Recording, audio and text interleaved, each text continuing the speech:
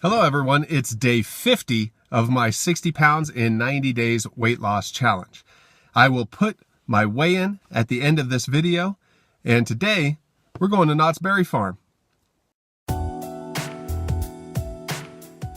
So I just got back from the dentist, had an early dentist appointment before going to Knott's Berry Farm with the wife and kid. It's time to let him get out of the house a little bit. Look, I got my teeth all clean. I'm happy about it. They feel all smooth. Had all those coffee stains, a bunch of plaque buildup down at the bottom. Happens to me every time.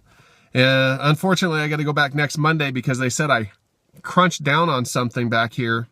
And there's like 2 fillings and a chip in the tooth up here, and 2 fillings got knocked loose. Apparently, I don't know. I've been chewing on bones. That's what I told them. They said, "What are you chewing on?" I said, "Bones. Eat bones." Anyway.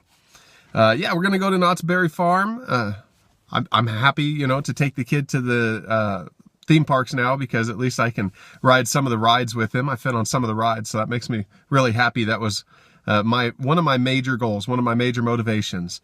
One of my other major motivations, and I think I've told you all before, all 4 of my grandparents had diabetes. I only had one that I know of that actually injected insulin, but the other 3 had to manage it with medication, and none of them seemed to really do anything about their diet. So I'm trying to avoid developing diabetes. But I'm kind of sad. Today because I found out yesterday that one of my coworkers' 8-year-old sons just got diagnosed with type 1 diabetes. And now he has to give himself injections, and he has to take injections before every meal and before he goes to bed. And I don't know, I just feel terrible. I mean, over half the people in this country are going to develop type 2 diabetes before it's over and have to manage it with medication and insulin. And I just feel terrible for this little boy, 8 years old, and he has to already deal with something that I'm trying to avoid. And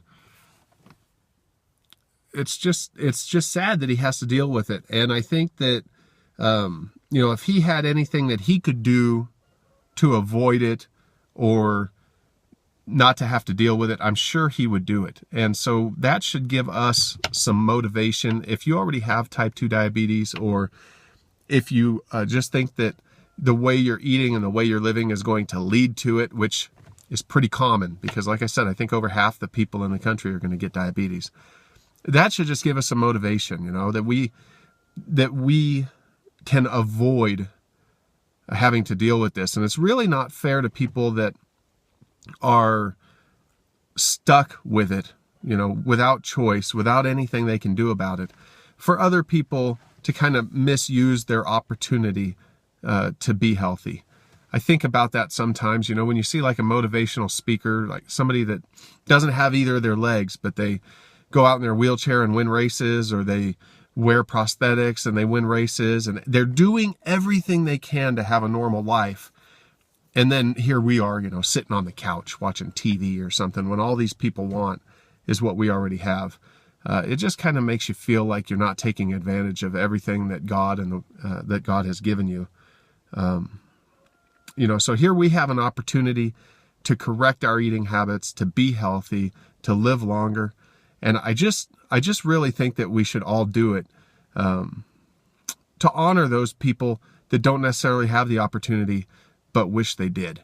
That way we're not squandering opportunities that we've been given that they wish they had. So, I hope you can all use that as a little bit of motivation to get through your day and stick to your eating plan. And, leave a comment below if you have type 1 diabetes as to how that has affected your life. I'd really like to know. I'm feeling really bad for this little boy. I've only met him a couple times, but I work pretty closely with his dad, and it's just hard anytime you see a little kid that has to go through something like that and has to deal with it. And I think we should all use that as motivation to do what we can to be healthy for our children. So anyway, here's my weight loss video, or my weigh-in for the day. I guess it looks like it might be moving a little bit, but it just keeps bouncing right back around that 263, 264. So hopefully it starts moving a little bit faster for me here soon. I know I'm doing what's right. I trust the process. I have to keep reminding myself that, and I'll see you tomorrow. 263.2.